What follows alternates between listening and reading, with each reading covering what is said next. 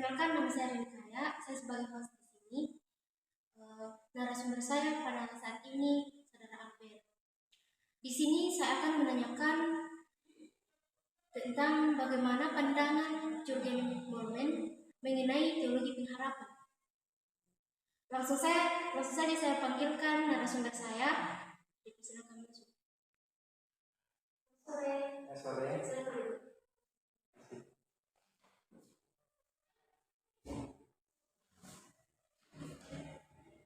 Iya, apa hari ini?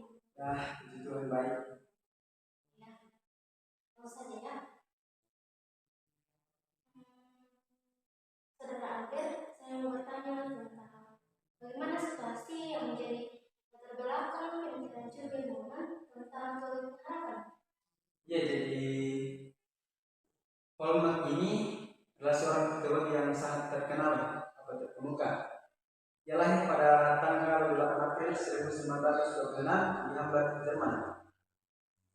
Nah, pada tahun 1964 ini, Moltmann menerbitkan bukunya yang terkenal yang berjudul Theology of Hope, On the Ground and the Implication of a Christian Eschatology.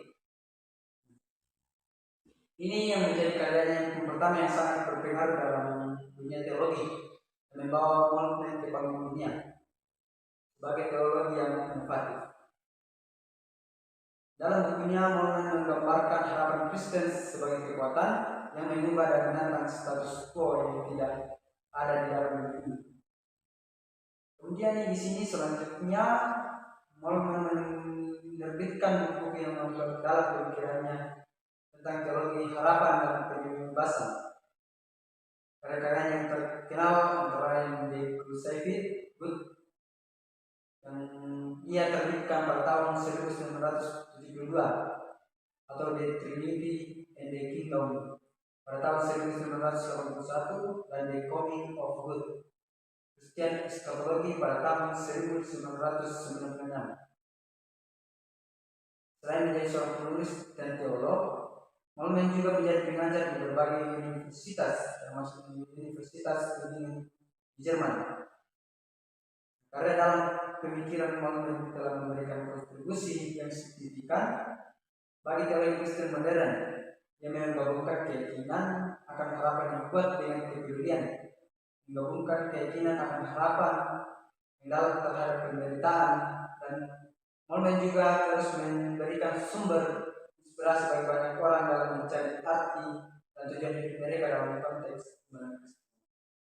Lalu bagaimana pandangan Jurgen Moltmann mengenai teologi pengharapan? Jadi teologi pengharapan menurut Moltmann ini berbicara tentang Allah yang ada di depan kita yang akan menjadikan semuanya baru. Sekarang dia dikenal dengan janji-janji Allah. Adalah Allah yang mempunyai masa yang akan datang sebagai sifatnya yang hakiki. Teori pengharapan Moltmann ini ingin memikirkan pengharapan bukan sebagai penghabisan seperti yang disebutkan di dalam dogmatika Kristen eskatologi, melainkan sebagai dasar dan sebagai pola pemikiran yang terus-menerus mempengaruhi dogmatika Kristen. Eskatologi menurut Moltmann ini adalah suatu keterbukaan pada masa yang akan datang. Eskatologi diimplementasikan kembali sebagai suatu yang sentral dalam doktrin Kristen. Nah, dalam arti inilah eskatologi dalam Moltmann menghadirkan eskatologi sebagai doktrin yang aktif dan pengharapan supaya mampu menjadikan harapan sebagai alternatif masa depan. Moltmann melihat gereja sebagai jemaat pengharapan yang menelan pengharapan di dalam Allah yang hadir di dalam janji-janjinya. Karena masih berada di dunia, maka gereja dipanggil Allah untuk pergi dan melayani sesama di dalam dunia, membangun dunia baru sambil menaruh harapan kepada Kristus. Kemudian bagaimana pemikiran Jurgen Moltmann mengenai harapan Kristus? Ya, sebelum saya menguraikan dengan lebih jelas mengenai pemikiran Moltmann tentang pengharapan, ada beberapa catatan yang akan saya berikan terlebih dahulu dengan teori pengharapan. Jadi teori pengharapan momen ini memusatkan perhatiannya pada manusia yang sedang bersiara di dunia dalam hubungannya dengan Kristus yang juga terlibat dalam siara itu. Nah, kemudian Kristus yang wafat dan bangkit selalu hadir dalam setiap persoalan manusia, sangat menekankan dalam hidup bermasyarakat sebagai konsekuensi logis dari iman atau Kristus yang menderita dan bangkit. Apabila orang beriman kepada Kristus, maka ia harus berani terlibat dalam mengatasi penderitaan di dunia ini. Apakah harus melakukan revolusi? Tentu tidak.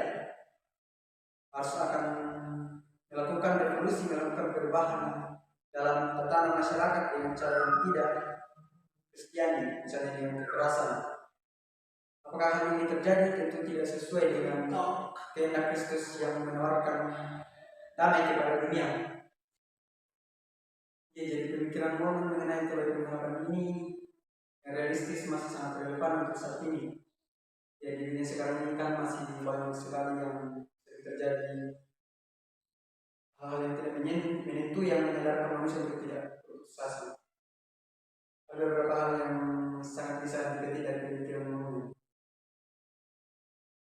Jadi, apa kesimpulan yang bisa Anda berikan mengenai pandangan John Momen tentang teori pengharapan? Ya, teori pengharapan John Momen ini menekankan hal penting dalam hidup umat beriman. Nah, yakni pentingnya menaruh harapan kepada Kristus. Pengalaman penderitaan pribadi dan juga kehancuran bangsa Jerman menyebabkan momen akan pentingnya harapan. Jadi perubahan hidup ke arah yang lebih baik di masa depan. Nah, pengharapan ini bukan tanpa Allah seperti blog, tetapi bersandar pada Allah sepenuhnya. Secara khusus salib dan kebangkitan Kristus inilah landasan pengharapan Kristiani. Tetapi iman akan Kristus harus diwujudkan dalam tingkah laku kita setiap hari. Nah, lebih baik dengan demikian, pengharapan Kristiani bukan hanya ucapan tetapi dibuktikan melalui aksi yang nyata yang menghadirkan Kristus. Inilah pengharapan yang realistis, pengharapan yang menyentuh persoalan konkret para pengikut Kristus. Gereja dipanggil untuk pergi dan melayani di dalam dunia. Nah, membangun dunia baru sambil menaruh harapan kepada Kristus. Orang Kristen di Indonesia pun diundang untuk selalu menaruh harapan pada Kristus. Jadi intinya di sini adalah apapun masalah yang kita hadapi, apapun cobaan, kita harus menaruh harapan kita pada Kristus semata. Ya, ini saja yang bisa saya harap berikan mengenai pemikiran Jurgen Momen mengenai teori pengharapan.